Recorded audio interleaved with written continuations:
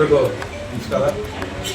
ನಾಡಿನ ಜನತೆ ಹಾಗೂ ವಿಶೇಷವಾಗಿ ಮುಳಬಾಗಿಲು ತಾಲೂಕಿನ ಮತ್ತು ರೈತ ಬಾಂಧವರಿಗೆ ಗೌರಿ ಗಣೇಶ ಹಬ್ಬದ ಶುಭಾಶಯಗಳನ್ನು ಕೊಡ್ತಾ ಈ ಗೌರಿ ಗಣೇಶ ಹಬ್ಬವನ್ನು ವರ್ಷವೂ ಅದ್ದೂರಿಯಾಗಿ ಮಾಡ್ತಾ ಇದ್ದೀವಿ. ಈ ಸಲ ಇನ್ನೂ ಅದ್ದೂರಿಯಾಗಿ ಎಲ್ಲರೂ ಮಾಡಬೇಕು. ಯಾಕಂದರೆ ದೇವರ ಕೃಪೆ ಎಲ್ಲರ ಮೇಲೆ ಇರಬೇಕು.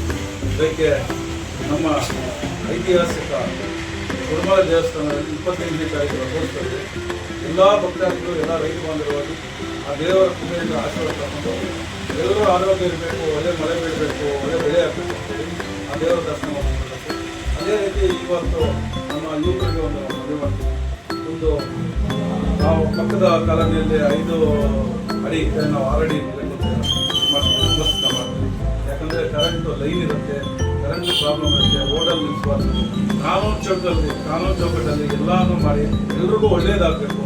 ಯಾವುದೇ ಒಂದು ತೊಂದರೆ ಮಾಡಿಕೊಂಡ್ರೆ ನಾವು ಎಲ್ಲ ಖುಷಿಯಾಗಿ ಆ ದೇವರ ದರ್ಶನ, ದೇವರ ಒಂದು ಪಲ್ಲಕ್ಕಿ, ದೇವರ ಒಂದು ಅದಕ್ಕೆ ಒಂದು POP ಅಂತ ನಾವು ಮಾಡಬಹುದು. ಮಣ್ಣಿನಲ್ಲಿ ಮಾಡಿರುವಂಥ ಗಣೇಶನ ನಿಲ್ಲಿಸಬೇಕು. ಯಾಕಂದರೆ ಮಣ್ಣಿನಲ್ಲಿ ಬಿಟ್ಟಾಗ ಕರಗುವಂಥ ಒಂದು ಗಣೇಶ ಬರುತ್ತೆ. ನಮ್ಮ ಬೆಳೆಗಳಿಗಾಗಲಿ ಕೆರೆಗಳಾಗಲಿ ಒಂದು ನಮಗೆ ಒಳ್ಳೇದಾಗುತ್ತೆ.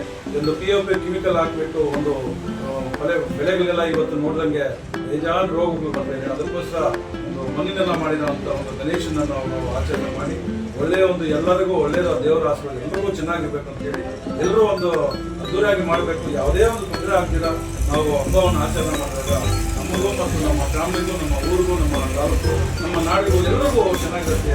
ಆ ದೇವರ ಆಶೀರ್ವಾದ ಇರುತ್ತೆ.